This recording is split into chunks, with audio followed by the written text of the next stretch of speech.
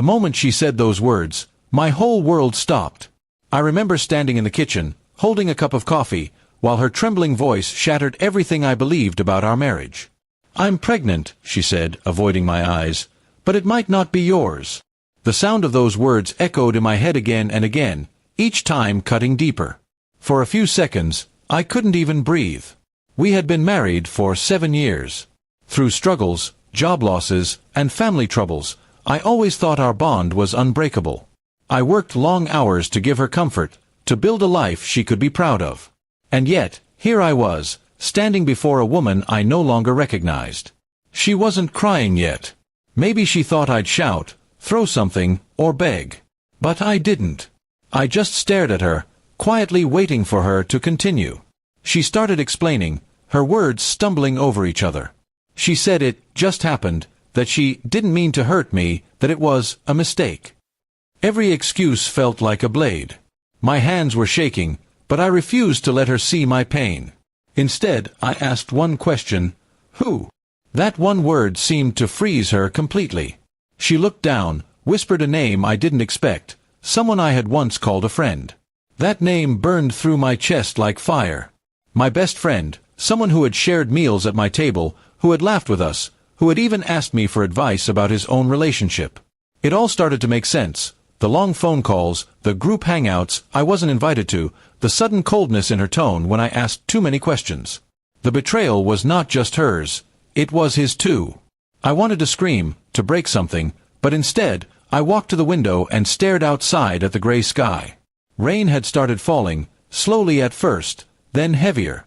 She called my name softly, asking me to say something. I turned around and said, "You destroyed everything I ever built for us." My voice was calm, but my heart was bleeding inside. She tried to walk closer, crying now, saying she didn't want to lose me, that she wasn't sure whose child it was but wanted to fix things. I laughed bitterly, not because it was funny, but because I couldn't believe how easily she spoke those words. "You want to fix things?" I asked. "Tell me, how do you fix something you've shattered with your own hands?" The silence that followed was unbearable. She broke down, falling to her knees, repeating, "I'm sorry," like a prayer. I wanted to believe her, I truly did. A part of me still loved her, still remembered the woman who used to wait for me at the door after work. But love isn't blind forever. I realized that forgiving her wouldn't heal me, it would only chain me to the memory of her betrayal. That night, I packed a small bag.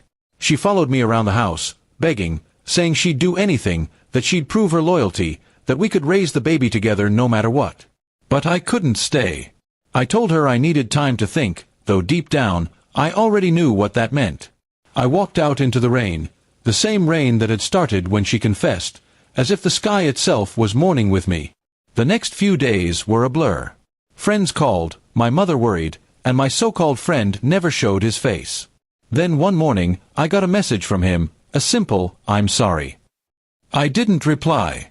There was nothing left to say. The two people I trusted most had destroyed the one thing that made my life meaningful. Weeks passed. She kept trying to contact me, saying the baby was mine, that she'd gone for tests, that she wanted me back. I ignored her at first, but one evening she came to my apartment, tears streaming down her face. She handed me the paternity test results with trembling hands. The child was mine. For a moment my heart softened, but then I remembered her words, asterisk, "It might not be yours." Asterisk, that doubt had already poisoned everything between us. She asked me what I was going to do. I looked at her for a long time before answering. "I'll take responsibility for the child," I said quietly, "but not for your choices." That's when she broke down completely, crying harder than I had ever seen her. I didn't feel proud. I didn't feel powerful. I just felt empty. I realized forgiveness isn't something you give to someone who betrayed you, it's something you give yourself to move on. I had to forgive her in my heart, not to bring her back, but to free myself from the pain. So I told her, "I forgive you." Her eyes widened, hope flickered in them, but before she could speak I added, "But I'm done." Those words made her cry harder than anything else. She understood it was over, not because of anger, but because love could no longer survive where trust had died. She left quietly, and I closed the door behind her, this time for good.